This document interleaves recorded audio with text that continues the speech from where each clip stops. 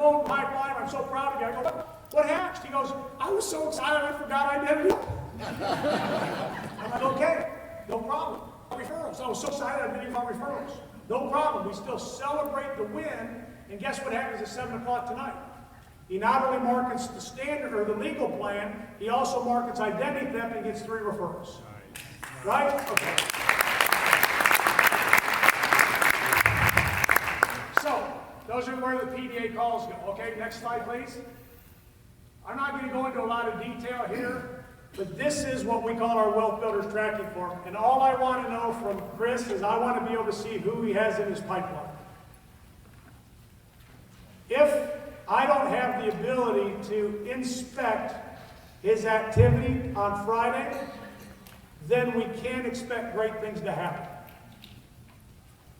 How many people in this great company bring reports to Mr. Mason every Friday? I don't even dare to think how many people in that organization and that executive management team are held accountable to the numbers. This is not a CEO that sprays and prays. This is a CEO that has a specific plan of where they're going next, and his organization, his executive branch is held accountable to the numbers they represent. Fair enough? Why would we think any different? Chris calls me and says, John, this just isn't working. This just isn't going good. And I'm like, okay, well, because I don't have any of this stuff, I'm like, well, let me see if I can figure out. Well, John, I talked to everybody in Denver. No one's interested. I go, you talked to everybody in Denver? John, I talked to everybody. No one's interested. They don't want this. I spend the next 2 hours trying to discern how I can help him. You all want to hear the real story? Yes. 16 years ago, I get a call from a good friend of all of ours, Mr. Patrick Shaw.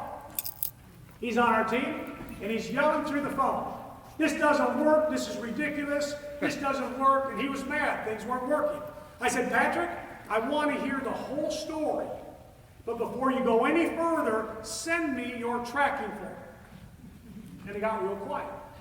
And he hung up. He didn't just hang up. That's not what I meant by that. But I didn't need any more of a call.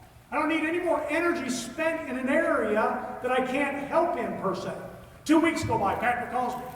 I'm like, hey man, how are you? He goes, I'm doing great. I go, that's fantastic. You know, I've been sitting here by the fax machine for 2 weeks and waiting on that fax.